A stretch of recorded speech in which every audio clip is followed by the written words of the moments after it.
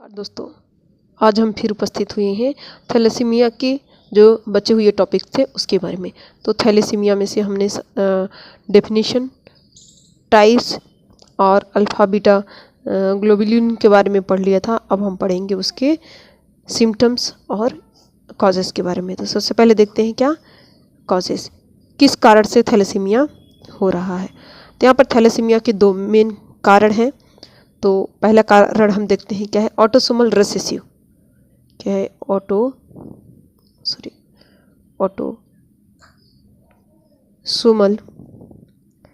Recessive. अब autosomal recessive genetic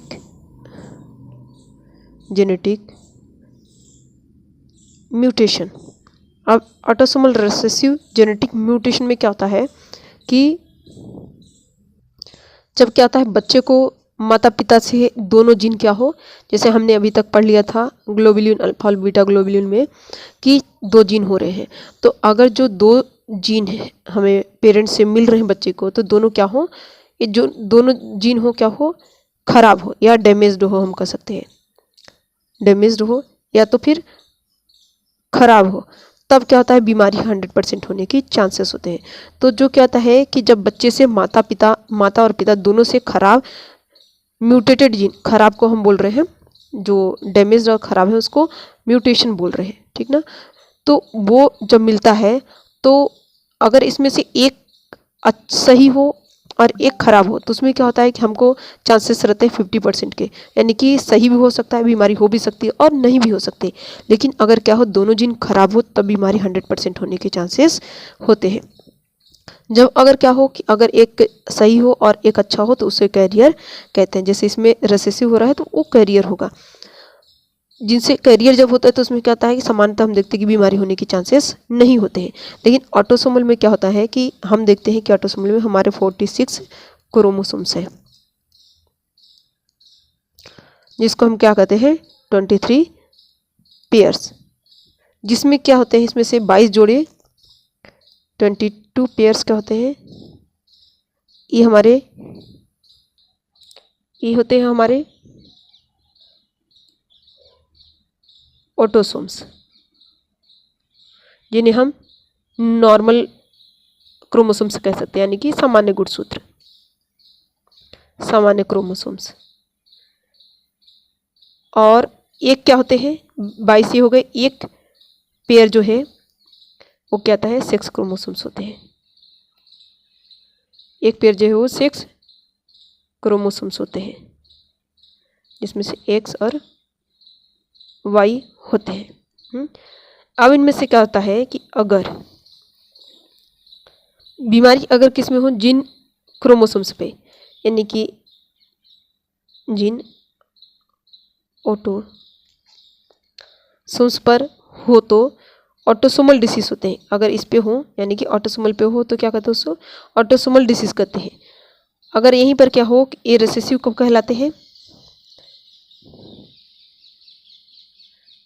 recessive कब होता है, जब दोनों क्या हो, दोनों जीन खराब हो। ऑटोसोमल का मतलब समझ गए कि जब क्या है, इसमें से हमारे 46 क्रोमोसोम से क्या है 23 पेयर्स है, जिसमें से 22 पेयर क्या होते हैं ऑटोसोम्स होते हैं, यानी कि नॉर्मल क्रोमोसोम्स होते हैं, और एक क्या होते हैं 6 क्रोमोसोम्स होते हैं। लेकिन रिसेसिव में क्या हो रहा है कि जो दो जीन है हमारे वो क्या है खराब है, खराब जिसको हम क्या बोलते हैं म्यूटेटेड बोल सकते हैं। अगर इन दोनों जीन खराब होते हैं, इनमें से जैसे दो जीन है, दोनों में से क्या है, यदि केवल एक जीन खराब हो और दूसरा सामान्य हो, अगर हम कह सकते हैं कि एक जीन सामान्य है और एक जीन खराब है, तब उसमें क्या होते हैं, उसमें समानता मानी जाती है कि कोई डिसीज नहीं होगी, नो डिसीज। क्यों, क्योंकि एक सामान्य है और एक क्या है खराब है, तो बीमारी हो, नो डिसीज। अगर वहीं पर क्या है दोनों समान है तो भी कोई बीमारी नहीं होगी। लेकिन अगर यहाँ पर दोनों क्या है खराब है तो बीमारी 100% क्या होगा, जो भी डिसीज होंगे वो होने के चांसेस हो जाएंगे। ठीक, इसको हम क्या कह रहे हैं कैरियर कर रहे हैं। इसमें क्या है, ये जो दोनों नॉर्मल है इसमें क्या है, जो बीबी है वो 100% क्या है, हेल्दी है, हेल्दी, कोई इसमें डिसीज नहीं होंगे। लेकिन इसमें क्या होगा, जहाँ पर दोनों जीन क्या है कि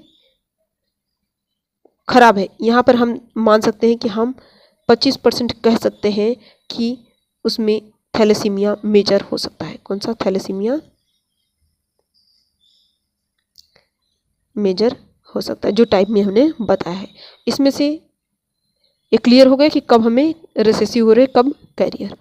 अब हम नेक्स्ट कॉजेस है, दूसरा कॉजेस, पहला क्या था ऑटोसोमल और दूसरा,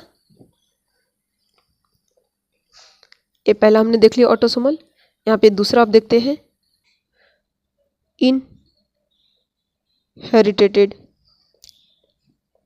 इनहेरिटेड फ्रॉम बोथ पेरेंट्स। जब क्या हो, माता पिता दोनों में से क्या हो, अफेक्ट होते हैं। अगर माता पिता में से किसी को है तो वो दोनों पेरेंट्स से हो सकता है। अब देखते हैं क्लिनिकल फीचर्स।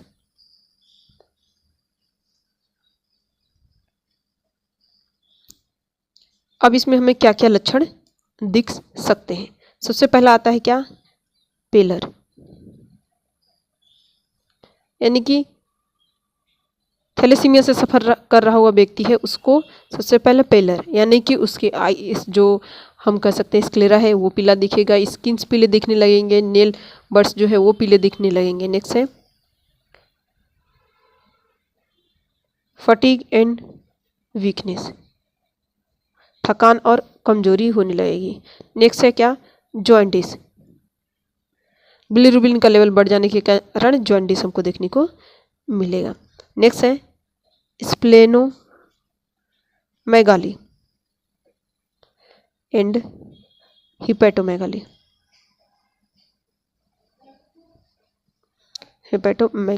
यहाँ पर हमारा स्प्लीन और लीवर दोनों अफेक्ट होंगे क्योंकि जॉइंटिस की कंडीशन हो रही है यहाँ पर। नेक्स्ट है ग्रोथ रिटार्डेशन, बेबी में ग्रोथ रिटार्डेशन की कंप्लेन देखने को मिल सकती है इन चिल्ड्रन। नेक्स्ट आती है क्या, बोन डिफॉर्मिटीज। बोन डिफॉर्मिटीज किस तरीके से देखने को हमें मिल सकती हैं, इसको हम बोलते हैं चिपमंक फेसेस। चिपमंक फेसेस में इस तरीके के हमको फेसेस देखने को मिलेंगे।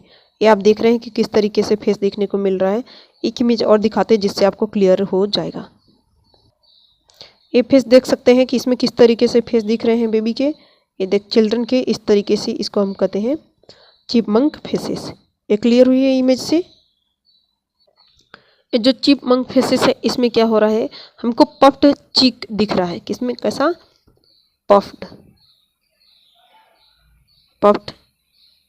चीक देखने को मिलता है। नेक्स्ट हम देखते हैं क्या इसके सिम्टम्स।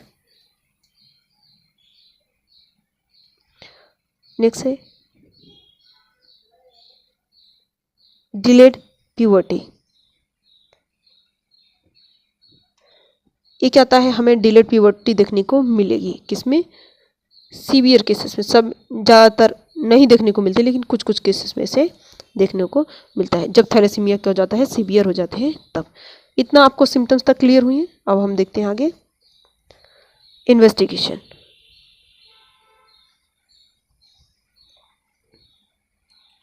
इन्वेस्टिगेशन में क्या करा सकते हैं जिससे हमें ये फाइंड आउट हो सकता है कि ये क्या है, थैलेसीमिया से सफ़र कर रहा है। पहले आता है क्या हमारा सीबीसी। सीबीसी कराएंगे। सीबीसी में हमें क्या कराना है, कंप्लीट ब्लड काउंट, जिसमें हमें एचबी लेवल देखना है, एमसीबी देखना है और एमसीएच डिक्रीज देखने को मिलेगी और एमसीबी क्या देखने की, डिक्रीज देखने को मिलेगी। अब क्या है हमारा यहाँ पर हीमोग्लोबिन लेवल देखेंगे। एमसीबी का क्या है, डिक्रीज दिख रहा है। एमसीबी क्या है, मीन कॉर्पस्कुलर वॉल्यूम। इसमें क्या होता है, इस टेस्ट से हम करते हैं जो हमारे आरबीसीज हैं, आरबीसीज की जो साइज़ है उसको हम देख सकते हैं कि इसमें नॉर्मल है कि नहीं है। क्या होता है कि हमने देखा है कि नॉर्मल, जैसे थैलेसीमिया का हम टाइप्स पढ़ते थे, टाइप्स में हमने देखा था माइक्रोसाइटिक है, तो उनमें क्या देखने को मिल रहा था हमें कि जो उनके साइजेस हैं वो क्या दिख रहा है, छोटे देखने को मिल रहे हैं, जो नॉर्मल साइज होता है उससे छोटे देखने को मिलते हैं। तो एमसीबी का जो लेवल है वो डिक्रीज देखने को मिलेगा। वहीं पर क्या है, एमसीएच जो है, एमसीएच का मतलब क्या है, मीन, इसमें आता है मीन कॉर्पस्कुलर हीमोग्लोबिन। इसमें क्या होगा कि इसमें हम देखते हैं कि जो एवरेज अमाउंट है हीमोग्लोबिन का वो रेड ब्लड सेल्स में पर्याप्त मात्रा में है कि नहीं, वो हम देखते हैं। इतना क्लियर हो गया आपको सीबीसी कराने से। फिर उसके बाद हम कराते हैं क्या, peripheral blood smear. Peripheral blood smear में हम क्या कराएंगे, माइक्रोसाइटिक और दूसरा है हाइपोक्रोमिक आरबीसीज। इससे क्या करेंगे, माइक्रोसाइटिक में हमको सेल की जो आरबीसीज की साइज़ है वो छोटी देखने को मिलेगी, और हाइपोक्रोमिक में जो हमारे आरबीसीज के कलर हैं वो क्या होते हैं, लाइट देखने को मिलते हैं। उसके लिए हम पेरिफेरल ब्लड स्मीयर टेस्ट कराएंगे। नेक्स्ट आता है क्या, हीमोग्लोबिन इलेक्ट्रोफोरेसिस, एक कन्फर्मेटरी टेस्ट होते हैं, फोरेसिस। इससे क्या है, एक कन्फर्मेटरी टेस्ट है थैलेसीमिया के लिए। नेक्स्ट आता है सीरम फेरेटिन कराएंगे, जिससे हम किसका, आयरन का लेवल फाइंड आउट कर सके, सीरम आयरन का। नेक्स्ट आता है जेनेटिक टेस्ट। जेनेटिक टेस्ट कराएंगे। जेनेटिक टेस्ट से जैसे हमने ऑटोसोमल रिसेसिव देख रहे हैं कि उसके कारण हो रहा है इनहेरिटेड बोथ पेरेंट्स से, तो जेनेटिक टेस्ट कराने से हमें पता चल पाएगा कि जेनेटिक कॉजेज है या नहीं। फिर उसके बाद हम देखते हैं ट्रीटमेंट।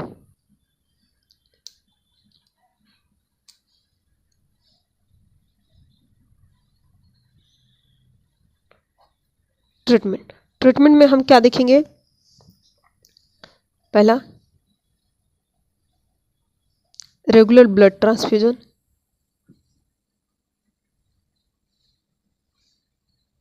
रेगुलर हम ब्लड ट्रांसफ्यूजन करेंगे। दूसरा आयरन चिलेटिन थेरेपी,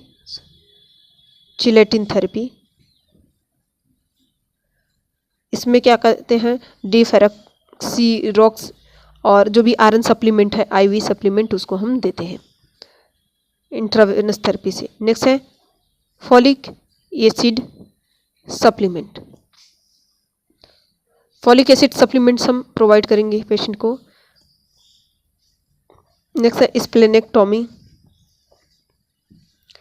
सिलेक्टिव केसेस में, सब में नहीं करते, कुछ केसेस में हम स्प्लेनेक्टॉमी करते हैं, सिलेक्टिव केसेस में। नेक्स्ट आता है क्या, पांचवा, हम हीमेटोपोएटिन स्टेम सेल्स, हीमेटोपोएटिक स्टेम सेल। इसमें क्या होगा, इसमें कराने से हमें पता चलेगी कि जो बोन मैरो ट्रांसप्लांट है, क्यूरेटिव ट्रीटमेंट उसमें हम कर सकते हैं। लेकिन ये भी क्या होता है, सिलेक्टिव केसेस में करते हैं, कॉमन नहीं, रेयर हमको देखने को मिलती है। अब आता है कॉम्प्लिकेशंस, हमको इसकी वजह से क्या कॉम्प्लिकेशन देखने को मिल सकते हैं। कॉम्प्लिकेशन में क्या देखने को मिल सकते हैं, आयरन ओवरलोड देखने को मिल सकता है। दूसरा आता है क्या, हार्ट फेलियर। जो भी ब्लड का लॉस ज़्यादा होने की वजह से, यानी कि एचबी लो होने की वजह से हमें हार्ट फेलियर की कंडीशन देखने को मिल सकती है। उसके बाद आता है क्या, लिवर डिस्फंक्शन।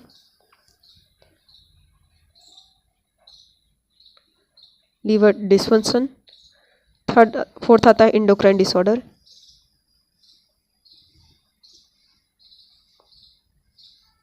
नेक्स्ट आता है कि growth and developmental delay.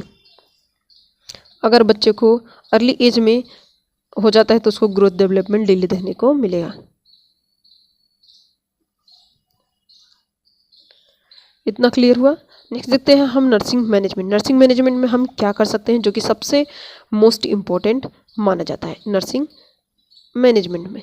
Nursing management में हम क्या देखते हैं, सबसे पहला हम क्या करेंगे, मॉनिटर करेंगे HB लेवल को, मॉनिटर HB लेवल। दूसरा देखते हैं क्या, ऑब्जर्व करेंगे हम पेशेंट का ड्रग, हम इसमें ऑब्जर्व द पेशेंट, हम ऑब्जर्व करेंगे पेशेंट को ब्लड ट्रांसफ्यूजन,